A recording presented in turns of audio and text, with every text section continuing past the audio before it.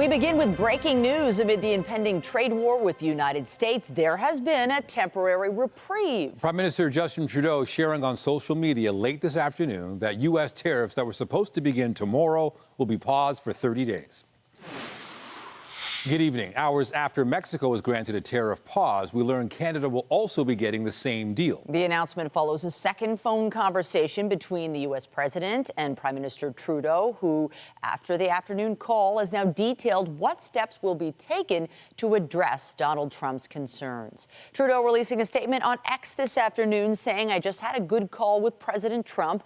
Canada is implementing our $1.3 billion border plan, reinforcing the border with new choppers, technology and personnel, enhanced coordination with our American partners, and increased resources to stop the flow of fentanyl." Nearly 10,000 frontline personnel are and will be working on protecting the border. In addition, Canada is making new commitments to appoint a fentanyl czar. We will list cartels as terrorists, ensure 24/7 eyes on the border, launch a Canada-U.S. joint strike force to combat organized crime, fentanyl, and money laundering. I have also signed a new intelligence directive on organized crime and fentanyl and will be backing it with $200 million.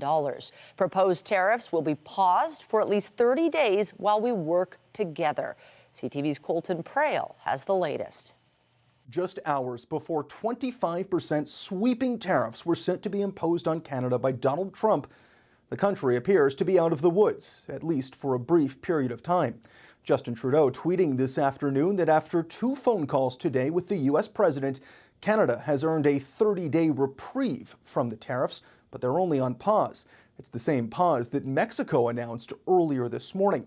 Donald Trump says it's because Canada has finally agreed to end the deadly scourge of drugs like fentanyl crossing the northern border. How are they doing that? Well, Trudeau credits the $1.3 billion border bill, but new this afternoon, the announcement that Canada will create a fentanyl czar position, similar to the U.S. border czar. They're also committing $200 million for an intelligence directive targeting cartels and fentanyl trafficking, and also announcing cartels will be listed as terrorist organizations. Canada, like Mexico, has also promised to increase man force at the border. Canada is saying there will be nearly 10,000 frontline officers.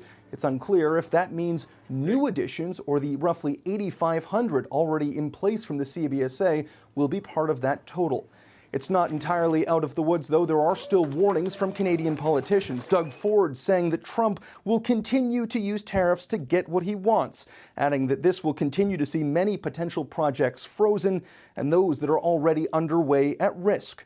Meanwhile, Donald Trump is saying this pause is only for 30 days, and during that period, he hopes to see whether a final economic deal with Canada can be worked out. Colton Prail, CTV News, Ottawa. Now, keep in mind, Ontario was also set to slap retaliatory measures on the U.S. today. CTV's Queen's Park Bureau Chief Siobhan Morris joins us live with the latest on where those stand. Siobhan. Well, this has all been coming very fast, Michelle, but Doug Ford calls the delay in the implementation of tariffs good news, a testament, he says, to the advocacy of workers, union bosses, business leaders, and Canadians speaking out against those tariffs. So with that delay, Doug Ford is also pausing Ontario's retaliatory moves. He had mused about a whole bunch of different levers to hit back against those 25% tariffs. He had contemplated turning off energy exports to the U.S. There are enough to power 1.5 million homes. That was only a maybe. Ford had ordered the LCBO tonight to clear American-made booze off shelves and also pull it from catalogs so bars and restaurants couldn't order it.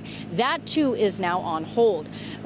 The Premier also announced this morning barring U.S. firms from bidding for contracts to do work in Ontario. That's on pause. And just the latest this morning, ripping up the contract that he had with Trump ally Elon Musk and his firm Starlink. That's a $100 million deal to bring high-speed internet to rural and northern communities. Ford said he didn't want to do business with someone hell-bent on destroying Ontario's economy. That deal, I guess, pasted back together with Scotch tape. It is is back on, at least for now. Ford cautions in his statement posted online, quote, President Trump will continue to use the threat of tariffs to get what he wants. We're already feeling the impact. So long as our trading relationship with our largest trading partner is up in the air, we will continue to see many potential projects frozen and projects that were already underway put at risk. Ford says in this moment is it more important than ever for Canadians to stay united. You will remember that the threat of these tariffs and fighting back against them was the reason that Ford singled out for calling this election. So it will be interesting to see how this changes the dynamic of the campaign ahead. Reporting live, I'm Siobhan Morris. Nathan and Michelle, back to you. Indeed. Thank you, Siobhan. Also tonight, yes, tariffs were all the talk on the campaign trail today. And while there is a sudden pause on the pain, at least for now, the leaders outlined their plan of attack. As Siobhan mentioned, bottles of American booze were set to come off the shelves of LCBO stores this evening. But now that the U.S. imposed tariffs are on hold, it looks like the American alcohol will stay put for now. CTV Sean Leathong joins us live with the latest. Sean. Well, Nathan, we were seeing the bottles coming off the shelves earlier today. Many people coming to the LCBO to get what they wanted for their last bit of American booze. Now that this has been paused, the bottles will remain, but many people still feel frustrated. Inside the LCBO, gaps in American wine and bourbon whittling down. Today, some customers made a run, fearing a trade war tomorrow. Yeah, there's actually not that much left on the shelves. American alcohol was set to be cleared out by tomorrow before a pause in tariffs was announced. I picked up J-Lor, California, obviously, Cab Sauvignon. Michelle Salga grabbed a variety of American wine, but she says she supported retaliation by Doug Ford. Well, I feel like we have to kind of match what they're doing in the States, right? If they're going to charge us tariffs, we're going to have to hit hard back that way. Others started the boycott right away. Canadian wine is much better than American wine anyway. In terms of what Doug did with LCBO, I love that idea. Dustin Skio is a business owner who buys from the United States and sells to the restaurant industry in Canada. He says he's frustrated by the possibility of a trade war. Restaurants, hospitality, that gets hit hardest during any recession. We're already seeing it. You know, restaurants closing up all over the place, so. At Noto in Liberty Village, American whiskey was coming off the shelves. Some of our bar ale is from the States. A lot of the bourbons are from the States. But there's some things that are actually produced in Canada that we can still sell. They planned on transitioning American offerings to Canadian and European alcohol as they're supportive of the government's position, but yeah, it's very frustrating. I mean, in the restaurant industry, we've faced so many challenges already.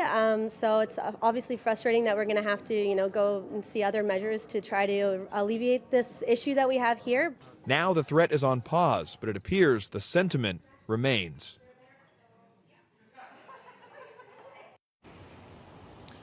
So many of the people we spoke with today expressed extreme emotions about the possibility of this tariff war. People may be taking a collective sigh of relief, but it seems that people won't easily forget. Reporting live, I'm Sean Leathong. Nathan and Michelle, send it back to you. Thank you, Sean. Toronto City Hall was also bracing for the tariffs that was supposed to come into effect at midnight. That may be on hold for now, but we are getting a sense of the potential impact on the city, with the mayor talking about how they'd respond today. The threat's still very real. CTV's Natalie Johnson joins us live with the story. Natalie. I'm Michelle. The mayor's office saying just in the last hour that despite this temporary pause in the trade war, they stand ready to protect Torontonians regardless of what the U.S. might do next. The Chow administration unveiling their strategy today, insisting officials are examining the options. In Fearless Meats East End Kitchen, have a great day. The goods on the grill will soon be all Canadian. Owner David Brown making the call to pull American products off the menu on principle. We're going to do whatever we can to support Canadian workers and Canadian companies going forward. The Beyond Meat Burger and Nathan's Jumbo Hot Dog will be replaced by Canadian concoctions. If we can't find a Canadian supplier for it, then we'll figure out a way to make it ourselves. That Buy Canadian push echoed at City Hall today as the mayor outlined the municipal response to the Trump tariffs. A Team Canada approach is the only way forward, and Toronto is ready to do its part. Preparing a citywide strategy to put locally made goods and services first in a pushback against the president. We don't have any alternative but to fight back, because this guy is an incredible maniacal bully. The mayor not ruling out excluding U.S. companies from municipal contracts. Everything is on the table. But short on specifics at this point. City staff now reviewing existing deals and procurement policies. Right now, it sounds like this is a plan to have a plan. It's a meeting to call for more meetings. It's a commitment to work together with other people. I mean, we all want that, right? But like you could have forecasted first and foremost the 25% tariff scenario, because that's what they said they were going to do. We knew it was coming. We didn't want to talk too much about it until something happened, but that action, the review, is already in place. Back at Fearless Meat, Brown says he expects supply chain costs to climb in the face of the tariffs, but says he'll absorb the increase to protect his own prices. We're going to make it through this, and as Canadians, all of us have to do our part. Vowing to do what is best for his customers and his country. As for when we will learn the details of the City Hall plan, the mayor says she will be meeting with the city manager tomorrow to further discuss the options.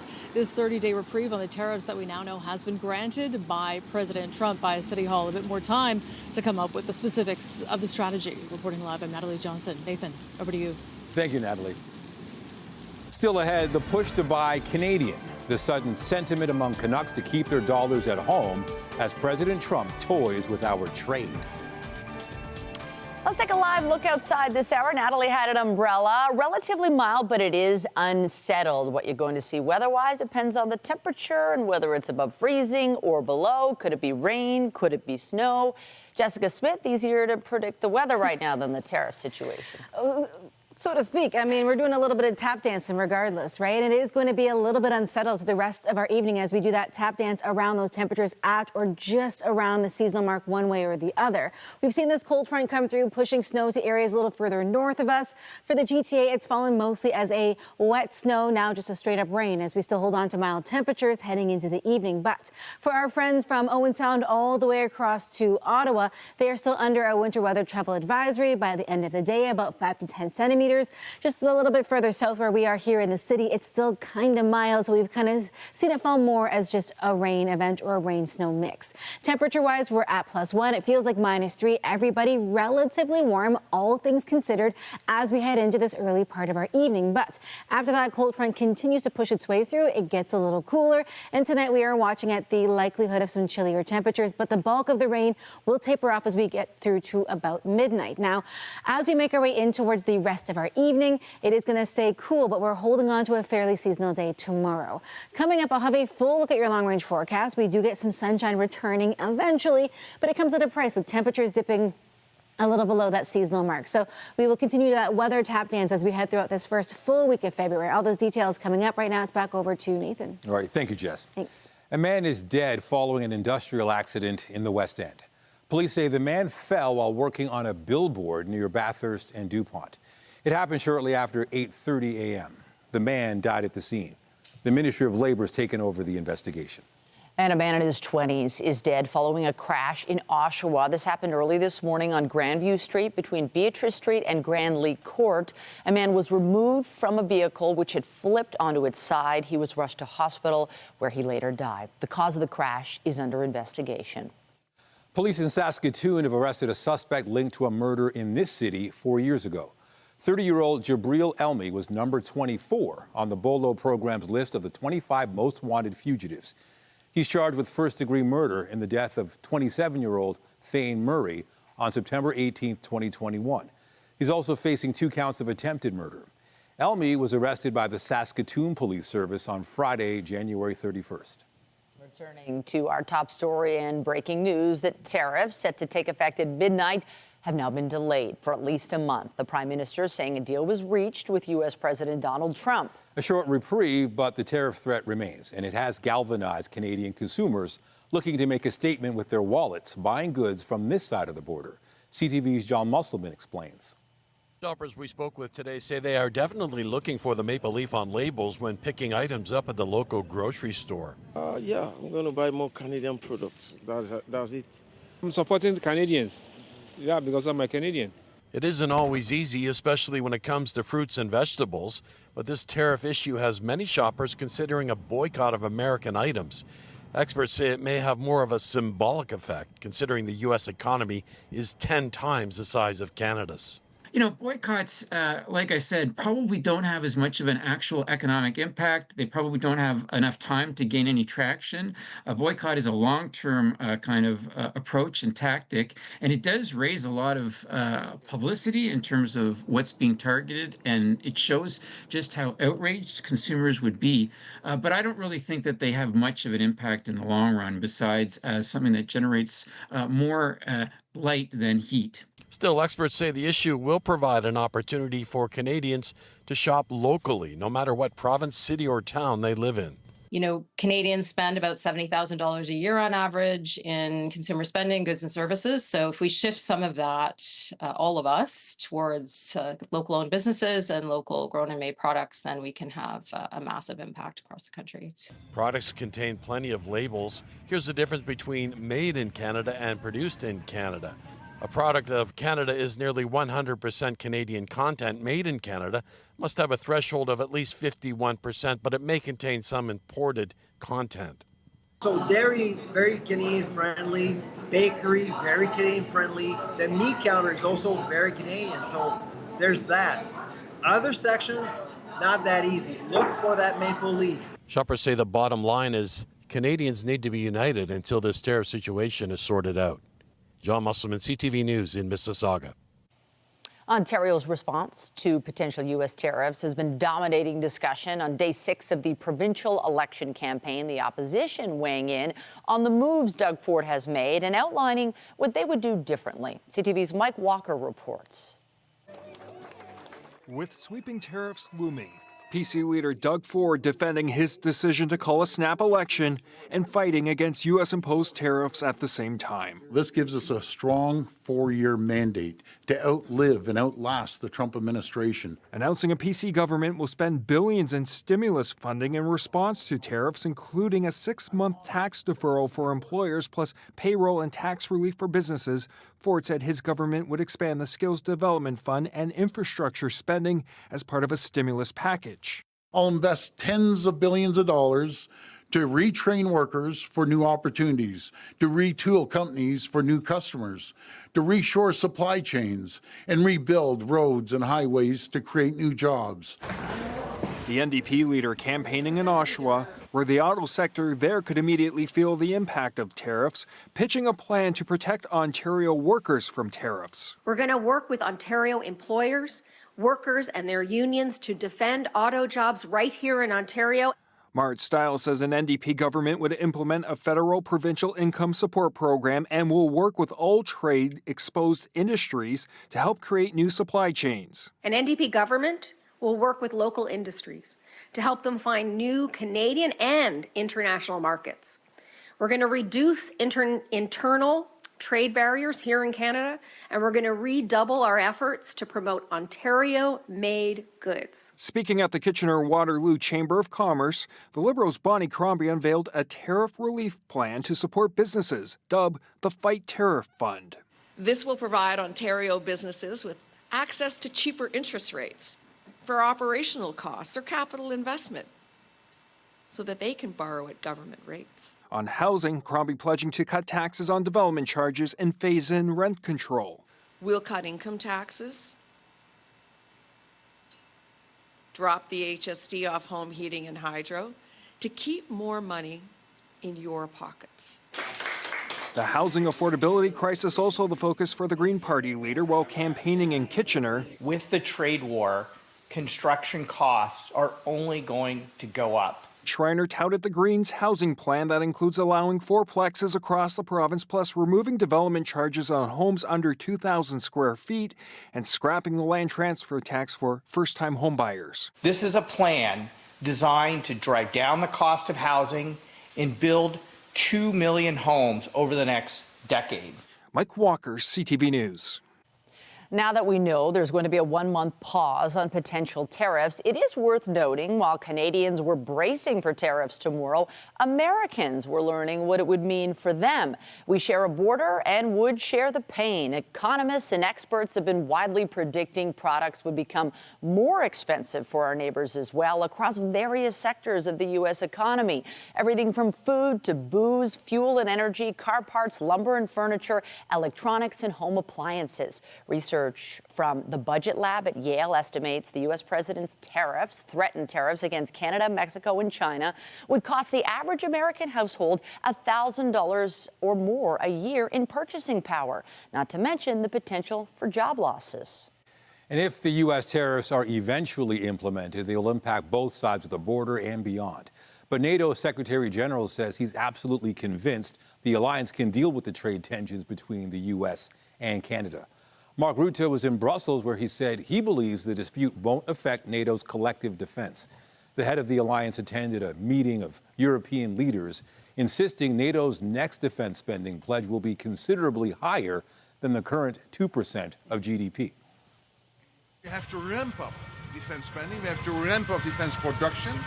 The exact level of defense spending we will decide later this year based on the capability targets. We are now assessing the gaps for each of the allies between where we are and where we should be. Canada is one of the few NATO countries that has yet to meet the 2% threshold. The Trudeau government has pledged to meet that goal by 2032.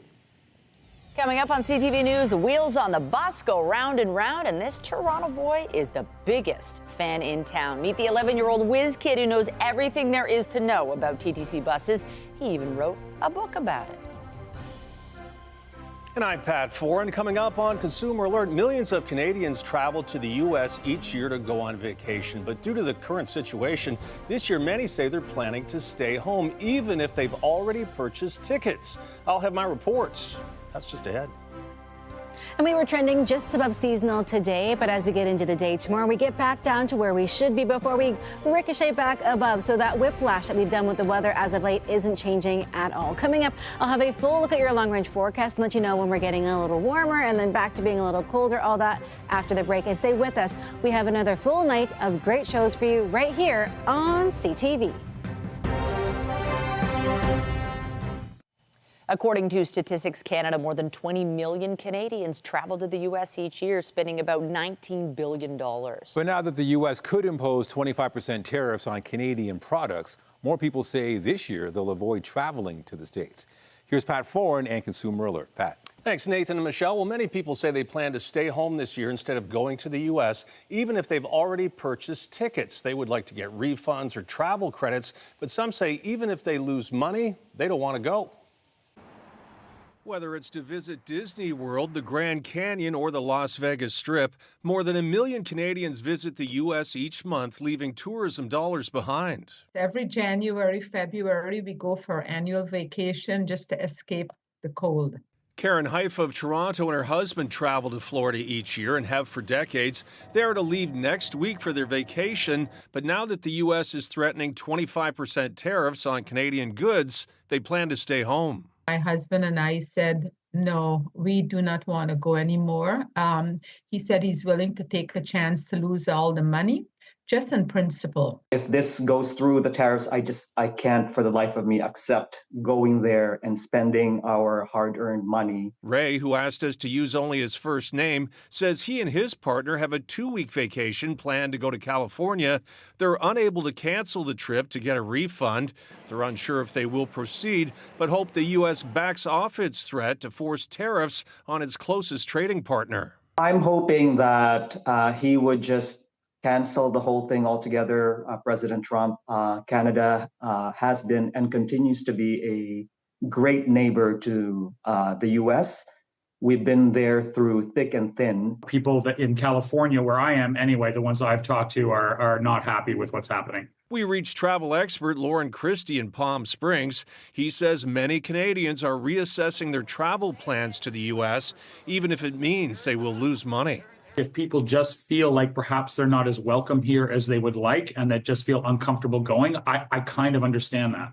Haifa says she hopes the trade situation with the U.S. can be resolved. even though I spent a lot of time planning the road trip in detail, we don't want to spend any more money in the United States until this is over.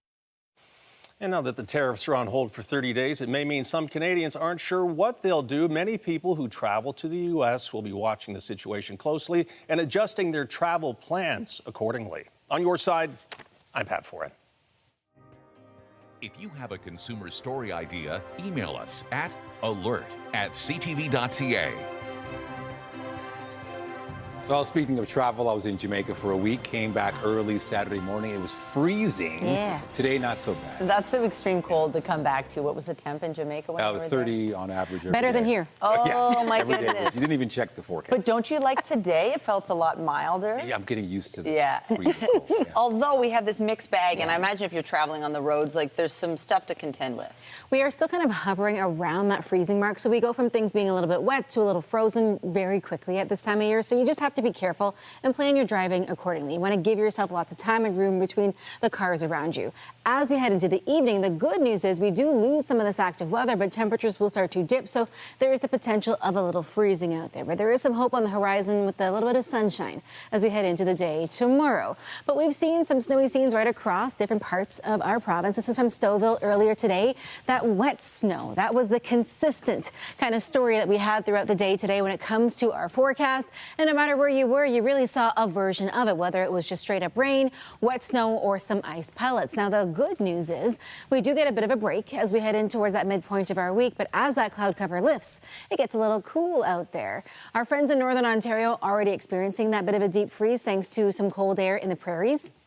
For us here in the GTA, it is relatively mild, all things considered. We're at +1. It feels like -3. The same through Windsor, feeling a little cooler there. Ottawa, -1, feeling like -5. So we're still within that kind of seasonal temperature range. Heading into this evening, dropping down to -5, a fairly light northerly wind, and it'll feel like -8. The seasonal average -9. So we're pretty much right where we should be, at least for this evening, as we get through the beginning of our week. Much colder, though, the further north and east you go.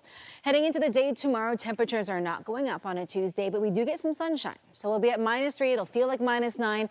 Our friends again north and east of us a little fresher, but that break, that sunshine, so definitely needed at this time of year to help boost your mood. We've seen the system sitting over us. It's been with a cold front bringing that snow to the north, and for us falling more as a rain-snow mix, and it is still prompting a number of winter weather travel advisories from Owen Sound through to Ottawa. Keep that in mind if you're traveling anywhere this evening, even into the start of the day tomorrow, but they are likely to lift as we head in towards our Tuesday. But by the time everything's all said and done, they could see 5 to 10 centimeters. The bulk of the system is gone as we head in towards the rest of our evening. Behind it, a couple of troughs bringing some snow off of Lake Huron and Georgian Bay. But for the GTA, the bulk of the downtown core staying relatively dry tomorrow.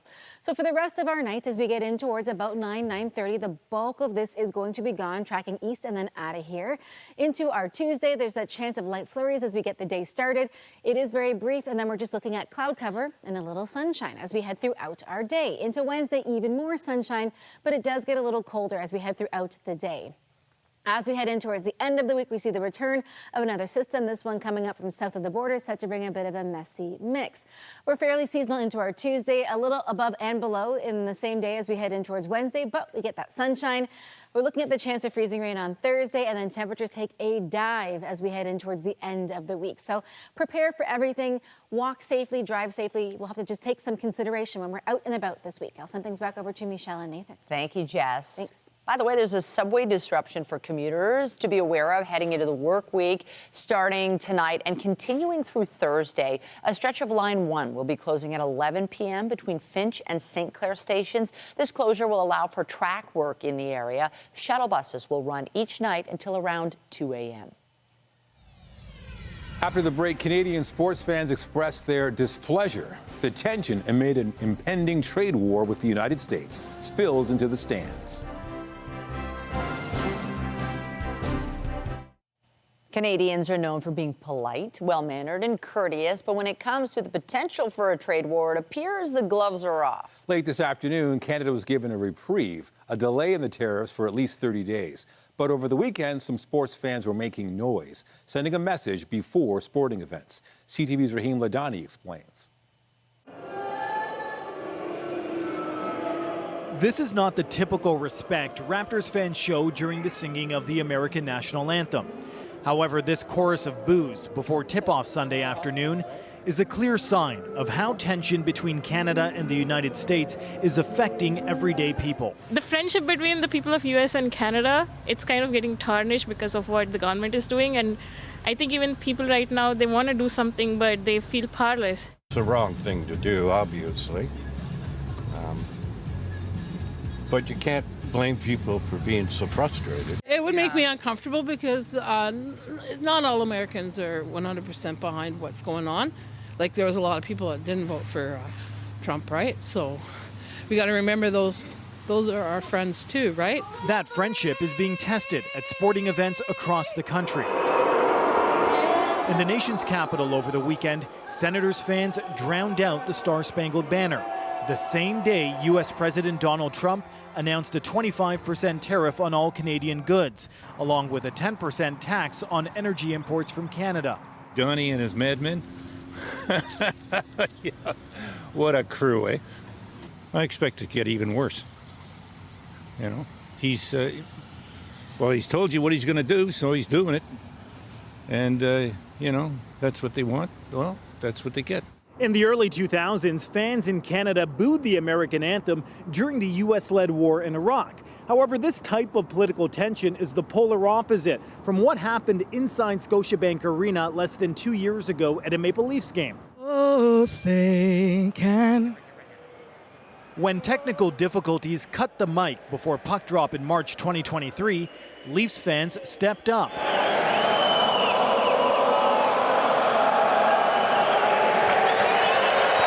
And sang the U.S. anthem without missing a beat, a reminder of the strong bond between Canada and its southern neighbor.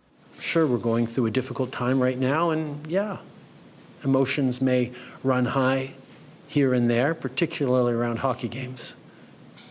But I know we're going to make it through this because we have the most successful partnership the world has ever seen. It also appears the political turmoil is unleashing a wave of Canadian patriotism.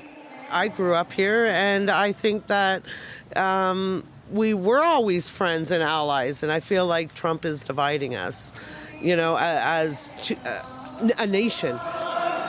Cheering on a Canada First approach. Raheem Ladani, CTV News.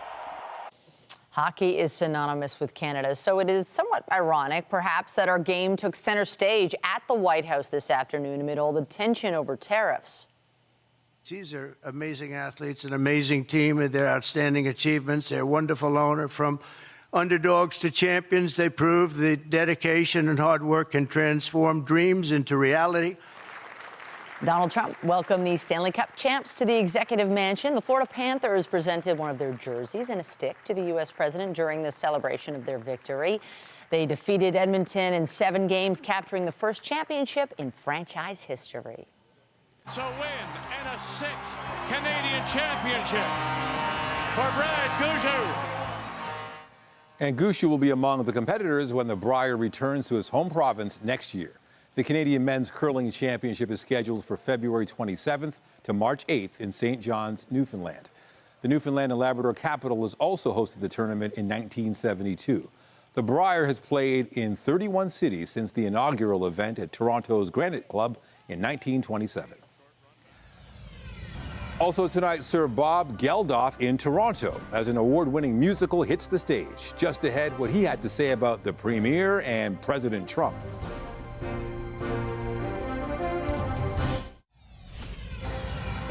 How'd the call with Trudeau go? How did the call with Trudeau go? Very good. Updating our top stories, U.S. President Trump is pausing 25% tariffs on Canadian goods for at least 30 days. The announcement followed a phone call with Justin Trudeau today, the second of the day. The Prime Minister says there will be additional Canadian initiatives, including a joint Canada-U.S. organized crime task force and the appointment of a fentanyl czar. And Premier Ford calls the tariffs pause good news. And for now, the province plans to remove all American alcohol from LCBO stores and keep them out of restaurants is on hold. And so is a ban on U.S. firms bidding on Ontario contracts. A $100 million deal with Starlink is to bring high-speed internet to rural and northern communities is also back on, at least for now. And remember to keep up to date day and night at ctvnewstoronto.ca and by downloading the CTV News app. And if you have a news tip, photos, or video of breaking news, let us know. Canadian and U.S. stocks fell about 1% today before news broke that the U.S. is deferring for 30 days its threatened tariffs on Canada. Andrew Bell of BNN Bloomberg brings us the latest in business.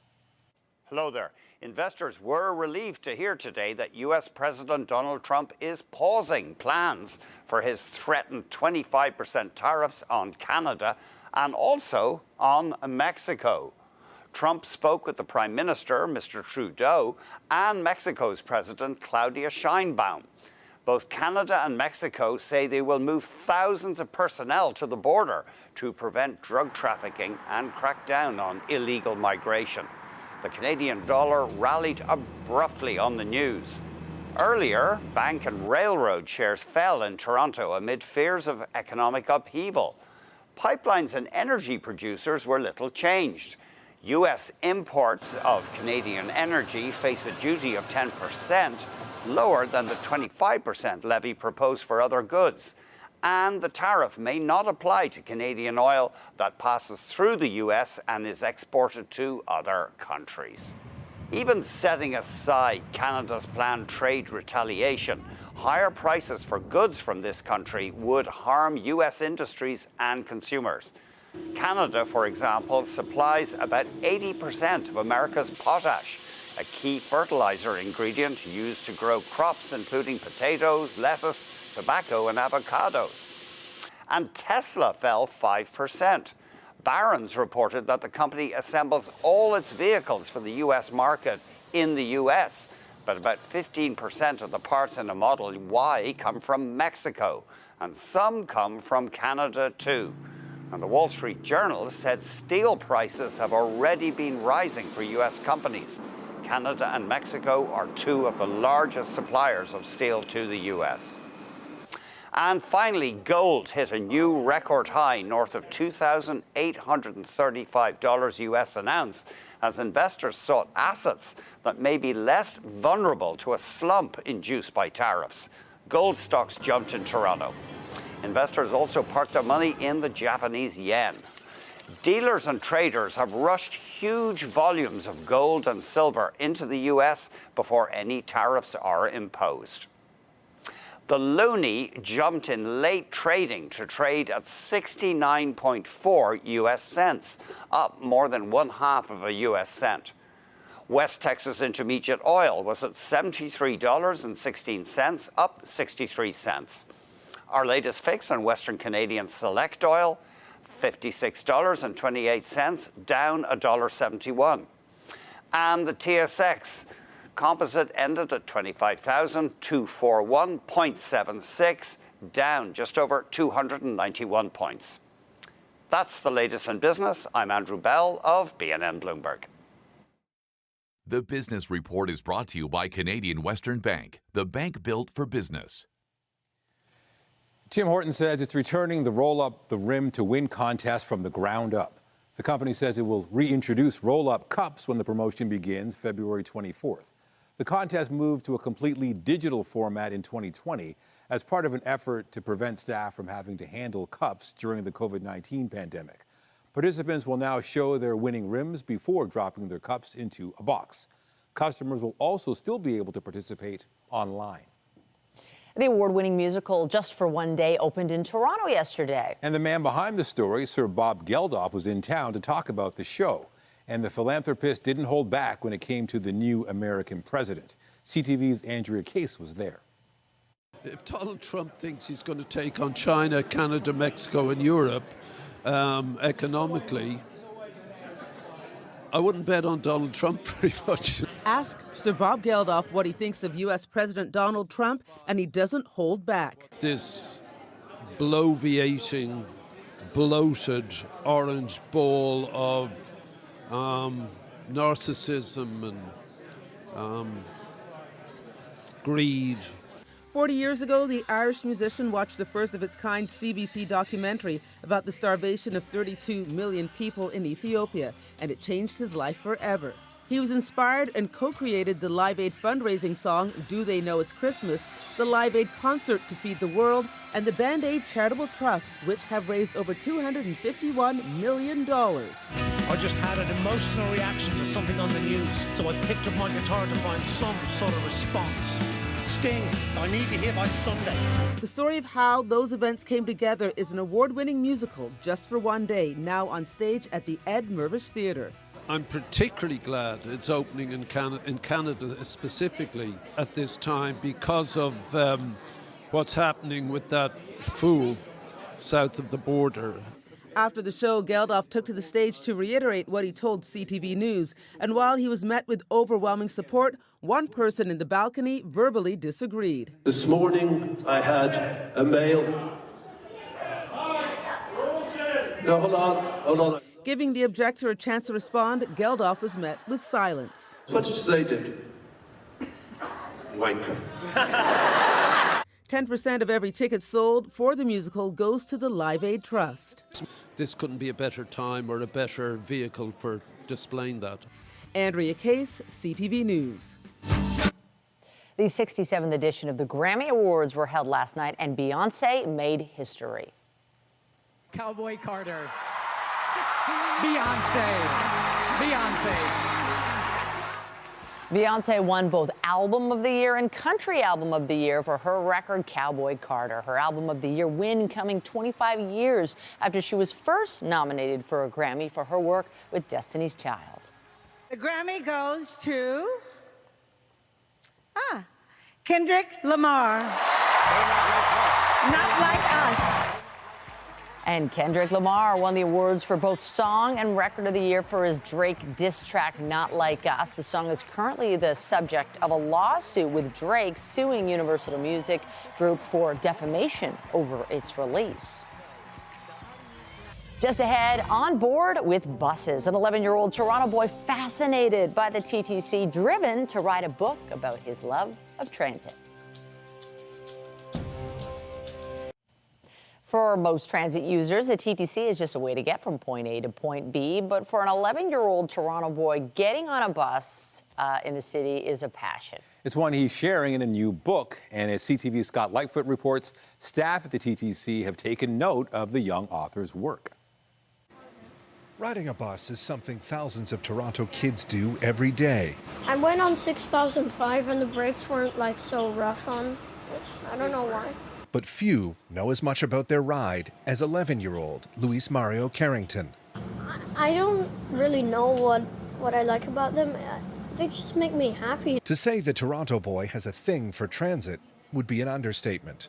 Yeah, this one is my current favorite. While some kids were singing the wheels on the bus, Carrington was busy learning about all of the other parts. It's around 5 or 6 when he could classify them and identify them and knew that it, and wanted to wait to see a really new bus come along. That's when I knew, like, okay, this guy is really, he's got a thing. And now he's turned that passion into a page turner.